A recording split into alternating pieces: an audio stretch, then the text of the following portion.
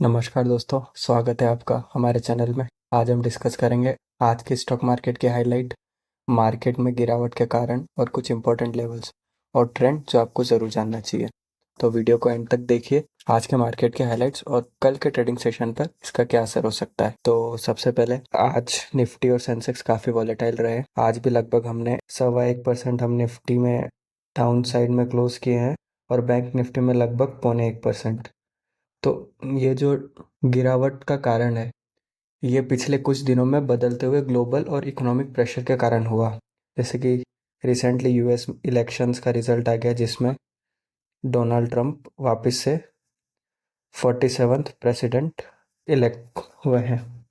अब जो Donald Trump है, इनके इलेक्शन जीतने की वजह से हमारे कुछ सेक्टर्स जो कि काफ़ी पॉजिटिव साइड में आज क्लोज हुए, जैसे कि आईटी, इसमें आज हमें पॉजिटिव मूवमेंट देखने को मिला है।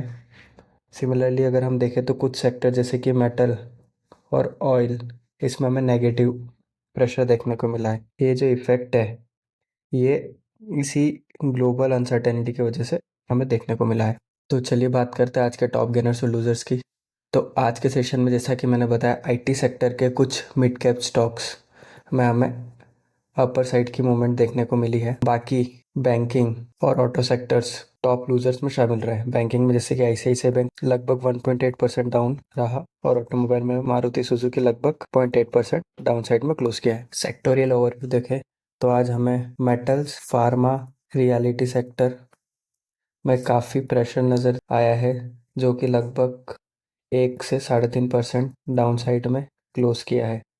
अब ये जो प्रेशर है, ये जो हमारे ग्लोबल फैक्टर है उसके कारण हमें देखने को मिला है। और जो हमारे बैंकिंग सेक्टर है वो भी नेगेटिव में क्लोज किया है, जिसका कारण है एफआईआई की कंटिन्यूस सेलिंग प्लस जो हमारा बॉन्ड का यील्ड कर्व है वो कंटिन्यूसली अभी इन्वर्टेड है। बॉन्ड यील्ड इन्वर्शन के बारे में मैं नेक्स्ट वीडियो में डिस्कस करूँगा। बस ऐसा समझ लिए कि जो इसका मीनिंग जनरली अगर हम एफडी कराते हैं, फिक्स डिपॉजिट कराते हैं, लॉन्ग टर्म में हमको ज़्यादा इंटरेस्ट रेट मिलता है। जैसे कि अगर हम 7 साल की एफडी कराते हैं तो 7.5%, 8%। और हम शॉर्ट टर्म की एफडी कराएंगे जैसे 6 महीने की, तो हमें 5%, 6% इंटरेस्ट देखने को मिलेगा। लेकिन जब अभी अगर हम देखें तो हमें लॉन्ग टर्म में, जैसे अगर हम 5 साल 6 साल की देखें तो हमें इंटरेस्ट रेट 5%, 6% मिल रहा है। और हम शॉर्ट टर्म जैसे कि 6 मंथ, 1 ईयर की देखें तो हमें 8%, 9% का इंटरेस्ट देखने को मिल रहा है। तो ये जो इन्वर्शन है इसी को यील्ड इन्वर्शन कर बोलते हैं। तो इसकी वजह से हमारा बैंकिंग सेक्टर काफ़ी अफेक्ट हो रहा है और हमें इन फ्यूचर इसमें और भी प्रेशर देखने को मिल सकता है। एफआईआई की बात की जाए तो अक्टूबर में लगभग 1.14 लाख करोड़ का सेलिंग एफआईआई ने किया था और नवंबर में भी हमें कंटिन्यूसली एफआईआई की तरफ से सेलिंग ही देखने को मिल रहा है, जो अभी लगभग पिछले 4 ट्रेडिंग सेशन में 16,250 करोड़ के आसपास हो गई है। तो ये जो FI continuously Indian stock market से पैसा निकाल के चाइना के स्टॉक मार्केट में इन्वेस्ट कर रहा है, जिसकी वजह से हमारे स्टॉक मार्केट पे हमें नेगेटिव प्रेशर देखने को मिल रहा है। अब हम मैक्रो इकोनॉमिक्स और ग्लोबल न्यूज़ को डिस्कस कर लेते हैं। तो ग्लोबल मार्केट है उसका भी डायरेक्ट असर पड़ता है हमारे इंडियन स्टॉक मार्केट में। यूएस मार्केट में जो इन्फ्लेशन और इंटरेस्ट रेट पर अनसर्टेनिटी के कारण आज डाउ जोन्स और नेस्डेक भी नेगेटिव ट्रेंड में हमें देखने को मिले। और चाइना में वहीं मैन्युफैक्चरिंग और एक्सपोर्ट का जो डेटा है वो भी वीकर साइड पे है, जिसकी वजह से ग्लोबल सेंटिमेंट नेगेटिव साइड पर शिफ्ट हो रहा है। अभी रिसेंटली यूएस में जो डोनाल्ड ट्रंप प्रेसिडेंट बने हैं, उन्होंने बोला है कि जो मिडिल ईस्ट में जो वॉर के टेंशन चल रहे हैं वो चाहते हैं कि मिडिल ईस्ट में जो जियोपॉलिटिकल टेंशन चल रही है उसको वो ख़त्म करना चाहते हैं, जिसकी वजह से अभी हमें क्रूड ऑयल के प्राइसेस में काफ़ी फ्लक्चुएशन देखने को मिल रहे हैं। तो अब अगर बात करते हैं इंडियन रुपए की, जो अभी यूएसडी के अगेंस्ट 83.1 पर ट्रेड कर रहा है। ये जो हमारा इन प्राइस जो गिर रहा है, हमारा जो आईएनआर यूएसडी के खिलाफ गिर रहा है, ये क्रूड ऑयल के प्राइसेस के इंक्रीज होने के कारण हमें देखने को मिल रहा है, जिसकी वजह से हमें जो हम इंपोर्ट करते हैं जो भी सामान बाहर से, हमें उसके लिए ज़्यादा पैसा देना पड़ रहा है। मतलब हमारा फॉरेन रिजर्व कम हो रहा है, इसलिए हमारा जो आईएनआर है वो यूएसडी के खिलाफ कमज़ोर पड़ रहा है। तो अगर ऑयल प्राइसेस कम होते हैं तो हमारी रुपये के लिए वो पॉजिटिव साइड पे जा सकता है। कमोडिटीज मार्केट में क्रूड ऑयल अभी $90 पर बैरल के आसपास ट्रेड कर रहा है। इस क्रूड ऑयल के बढ़ते प्राइस के कारण जो हमारा मैन्युफैक्चरिंग सेक्टर है और एनर्जी सेक्टर है, इसमें हमें नेगेटिव ट्रेंड देखने को मिल रहा है, जिसके कारण हमारा आज एनर्जी सेक्टर और पावर सेक्टर लगभग 1.2% डाउन पे था। तो जब ये ऑयल प्राइस कम होगा तो हमारे लिए जो हमारे जो मैन्युफैक्चरिंग सेक्टर और पावर सेक्टर है उनके लिए वो पॉजिटिव न्यूज़ होगी। अब ये ग्लोबल अनसर्टेनिटी की वजह से जो हमारा गोल्ड प्राइस है वो लगभग बढ़ता जा रहा है। अब कल यूएस का कंज्यूमर प्राइस इंडेक्स का डेटा भी रिलीज होने वाला है, जो हमारे स्टॉक मार्केट को काफ़ी इन्फ्लुएंस करता है।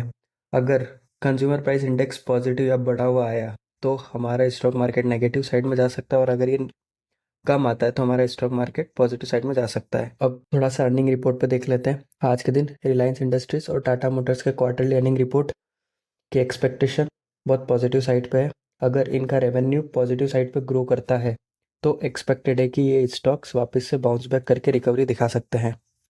आज कुछ बड़े अनाउंसमेंट देखे गए, जिसमें टाटा स्टील ने अपना एक्सपेंशन डिले किया है कॉस्ट कटिंग को देखते हुए।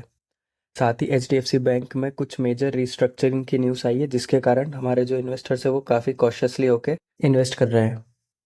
आज के हाई वॉल्यूम स्टॉक्स है अडानी ग्रुप और जियो प्लेटफॉर्म्स।